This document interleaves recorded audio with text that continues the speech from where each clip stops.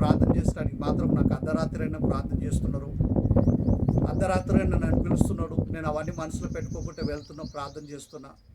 మళ్ళీ వాళ్ళకు నాకు ఏ గొడవ లేదు, ఏ మనస్పర్ధాలు లేవు. అయినా మళ్ళీ వాళ్ళ మనసులు ఎందుకో అట్లా కఠినంగా అయినాయో తెలుస్తలేదు. అన్ని పరిస్థితుల్లో ప్రేమ కలిగి ఉండాలా. నేను వాళ్ళని ఇంకా ప్రేమిస్తున్నా.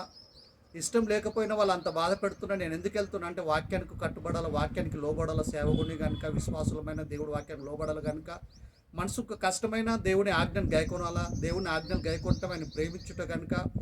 కానీ వాళ్ళు అసలు ఎట్టి పరిస్థితులు ఎలాంటి ఫంక్షన్, ఎలాంటి ప్రోగ్రాంలు అయినా వాళ్ళు ఏమాత్రం చెప్పట్లేదు. మిగతా టైంలో మాత్రమే ఫోన్ చేస్తుర్రు, ఆహ్వానిస్తుర్రు. ఎందుకో గల వాళ్ళ ఆ విధంగా మారిర్రో తెలుస్తలేదు.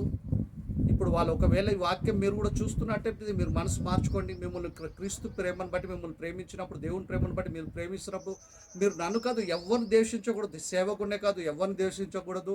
అందరినీ ప్రేమించాలా. ఎనీ టైం పిలిస్తే ఎన్ని టైంలో అందుబాటులో ఉన్న సేవకుని వదిలేసి వేరే సేవకులకు కనెక్ట్ అయిపోయి యథార్థంగా ముక్కుసూటిగా వాక్యం చెప్పే సేవకులను వదిలిపెట్టి కాకమ్మ కథలు చెప్పి టైంపాస్ చేసే సేవకుల్ని ఆహ్వానించుకొని వాళ్ళకి కనెక్ట్ అవుతారు. మళ్ళీ మీకు మీరే ఆలోచించుకోండి.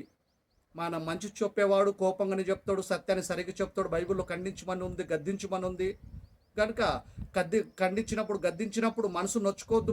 మనసు నొచ్చుకున్న, నొప్పి కలిగిన మనం మారాల తప్ప మన మనసులు కఠినం చేసుకొని సేవకుని కానీ ఎవరిని ద్వేషించకుండా మనం ప్రేమ కలిగి ఉండాలా. సహోదరునే ప్రేమించినప్పుడు కనపడని దేవుని ఎలా ప్రేమిస్తాం? మనం కనపడుతున్న సహోదరునే మనం ప్రేమించాలా. కనపడని దేవుని ఎలా ప్రేమించగలుగుతాం? మనకు అందుకే మనం ఒకవేళ సహోదరుని ప్రేమించక దేవుని ప్రేమించుతున్నామని అనుకుంటే అది పొరపాటు అని బైబిల్ చెప్తుంది కనుక మనం అందరినీ మనం ప్రేమిస్తాం, ప్రేమ కలిగి మనం జీవిస్తాం. ఎవరిని ద్వేషించకూడదు, ఎవరి మనసు మనం బాధ పెట్టద్దు. ఎవరిని బాధ పెట్టే హక్కు దేవుడు మనకి ఇవ్వలేదు. ఈ సమయాన్ని ఇచ్చిన దేవుడికి క్రీస్తు నామమున కృతజ్ఞతాస్తుతులు.